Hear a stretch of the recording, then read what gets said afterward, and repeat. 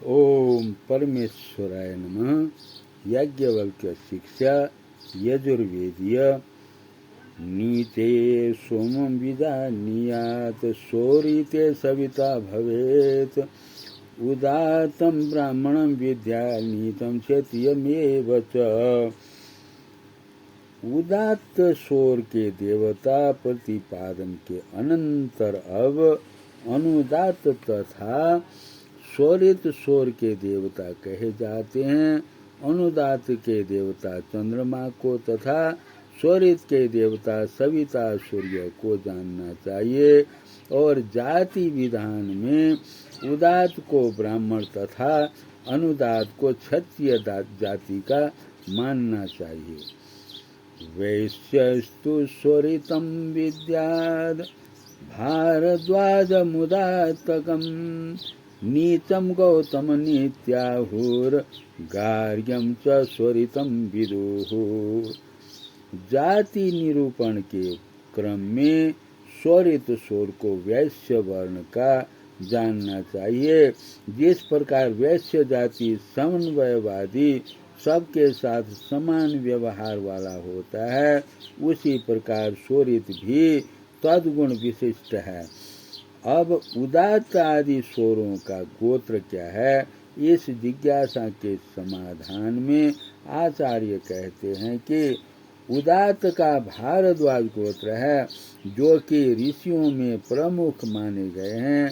अनुदात का गौतम गोत्र है, जो कि न्याय दर्शन के प्रणेता है भी, और स्वरित का गोत्र गार्ग्य वैदिक विद्वानों के द्वारा कहा गया है। इन गोत्र प्रवर्तक ऋषियों का प्रभाव वैदिक मंत्रों में पूर्ण रूप से प्राप्त होता है। विद्या दुत्तातं गायत्रं नीतं त्रेष्टुवमेव च जागतं स्वरितं विद्या देवमेवं नियोगतः।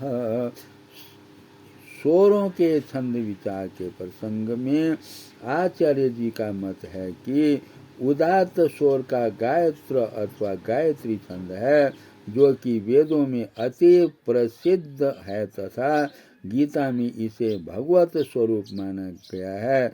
अनुदात्त स्वर का छंद त्रैष्टुप या त्रिष्टुप छंद है और स्वरित का जागत अथवा जगती छंद है। इस प्रकार प्रयोगानुसार वर्ण दैवत तथा छंद का ज्ञान करें।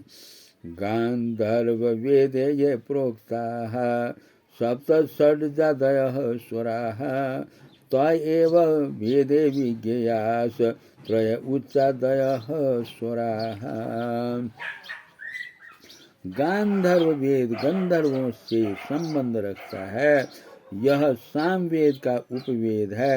यतः सामवेद गायन प्रधान है, अतः गांधर्व वेद में भी स्वरों का विशेष विवरण है। गांधर्व वेद में जो षड्जादि 7 स्वर कहे गए हैं, वे ही यजुर्वेद में उदात्त अनुदात्त और स्वरित नाम से 3 स्वर माने गए हैं। इन तीनों में भी षड्जादि सप्त स्वर अंतर्भुक्त हैं। उच्चो निषाद गांधारो नीचा वृषभदैवतो शेषास्तु स्वरिता ज्ञेयाः षड्ज मध्यम पंचमाः। अब गांधर्व वेद के 7 स्वरों का उदात्त आदि 3 स्वरों में किस प्रकार विभाजन हुआ है, इस विषय में मुनिवर याज्ञवल्क्य कहते हैं कि निषाद और गांधार 7 स्वरों में 2 उदात्त स्वर में अंतर्भुक्त हैं।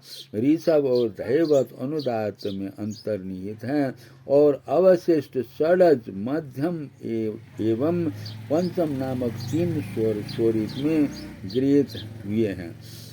षड्जो वेद शिखंड्यस्य ऋषभः स्यादजा मुखे गावरम्भन्ति गांधारम क्रौंचाश्चैव तु मध्यमम्। प्रस्तुत स्वरों के उच्चारण वाले ये 2 श्लोक सभी प्रतियों में नहीं हैं, किंतु प्रसंगोपात होने से यहाँ दे दिए गए हैं। इनका तात्पर्य है कि गांधर्व वेद में षडज स्वर का उच्चारण मयूर के मुख से जिस प्रकार की वाणी निकलती है वैसा होना चाहिए। ऋषभ स्वर का उच्चारण बकरियों के मिमियाने के समान हो, गांधार स्वर गायों के रमाने के समान हो और मध्यम स्वर क्रोंच पक्षी के सदृश स्वर में उच्चारण करना चाहिए। इस छंद में जो वेदे शब्द आया है उसके संबंध में किसी विद्वान का मत है कि यहाँ वेदे से वेद अर्थ नहीं ग्रहण करना चाहिए, वेद ज्ञाने तक ही सीमित रहे, किंतु इन्हें पूर्व श्लोक में आए वेदे शब्द पर ध्यान देकर इसका अर्थ स्पष्ट करना चाहिए।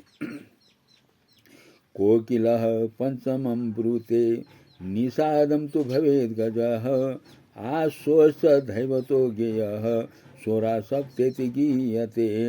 यह तो सर्वविदित है कि कोयल पंचम स्वर में बोलता है और हाथी तो निषाद स्वर में ही घाड़ता है एवं घोड़ा दैवत स्वर का आश्रय लेता है, हिनहिनाता है। इस प्रकार षडज आदि 7 स्वरों का उच्चारण जैसे मयूर आदि करते हैं उसी प्रकार विज्ञ वैदिक वेद में करें, यही अभिप्राय है।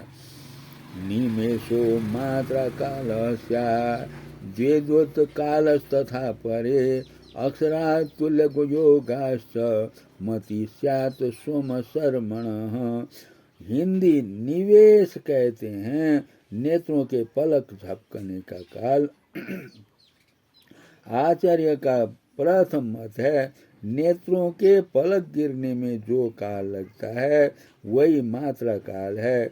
इससे भिन्न अन्य आचार्य का मत है बिजली कड़कने में जो समय लगता है वही मात्रा काल है।